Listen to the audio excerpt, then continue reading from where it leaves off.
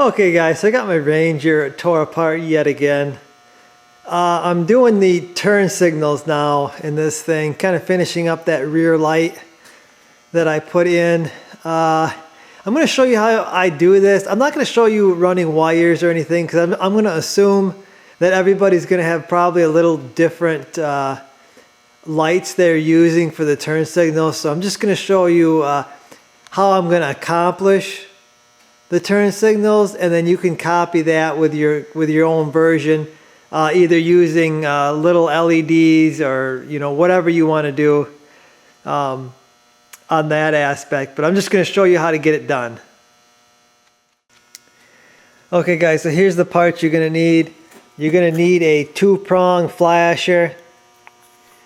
I've got this one here I found at the auto parts store. This one says it can work with LEDs or incandescents, but I think the way I'm going to run this, it doesn't matter. I think you can use a regular flasher, but this is the one I've got. You're going to need a switch. Now this switch is, I got the green one because turn signals are usually green, and these are lighted. I'll have a link in the description, guys, to this switch. I found it on eBay. You've got ground wires, this different colored one. The power in is the center one, and then you've got an out power here and an out power there. So what you need is a switch that has 2 settings: on this side and on that side. So it's off, on,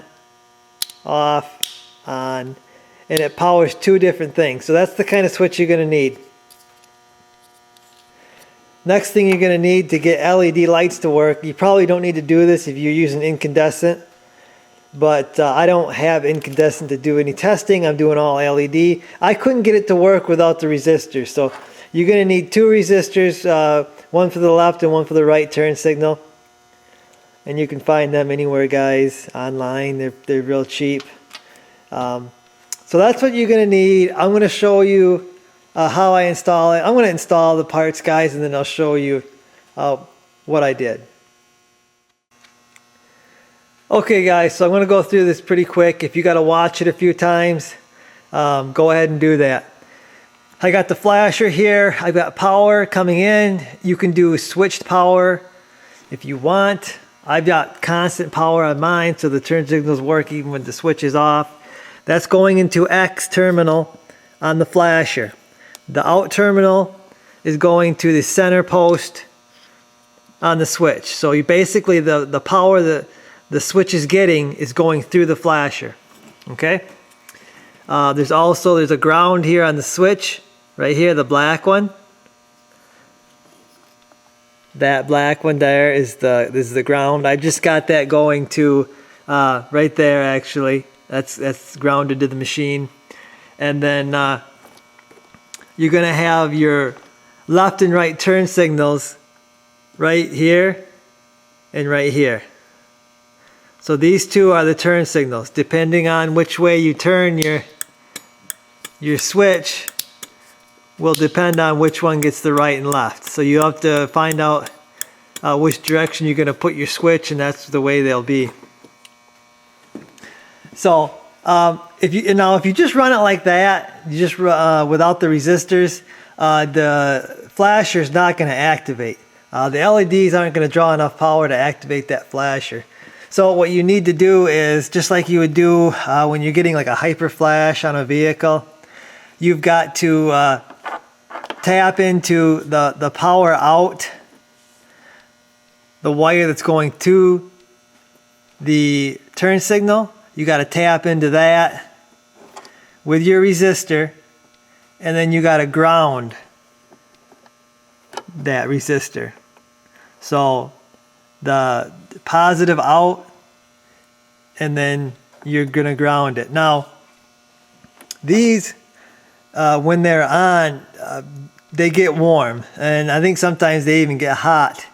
So just be aware of that. This Ranger has a lot of plastic pieces. You do not want this stuff, these resistors, sitting on a piece of plastic.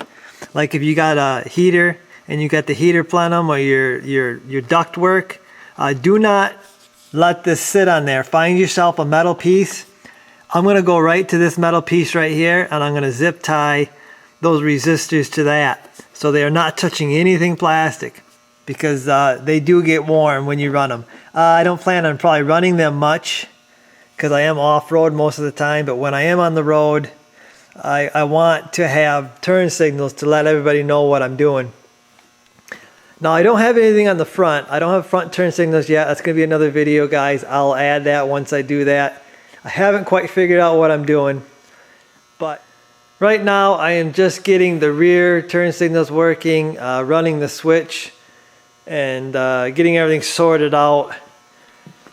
And then I will get the front ones done. One other thing I forgot to mention is you're going to want to fuse the power to the flasher, guys, just for safety purposes.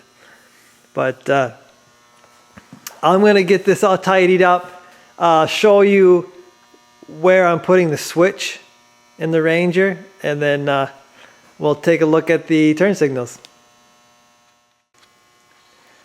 Okay guys, so I wanted to show you where I stuck my switch, and I stuck it right here. It's kind of like having the switch like in a car is like right here, the lever is. So I think that'll be a natural, kind of a natural movement to turn the turn signals on. And it fits right there good. That's my left turn signal, right turn signal. So, and I can see it here when I'm leaning back, sitting here. I can see the switch.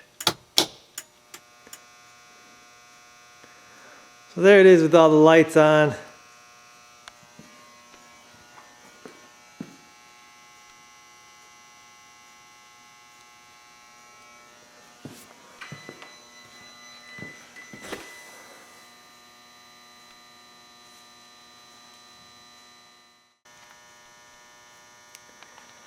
So I think this turned out pretty good, guys. I'm real happy.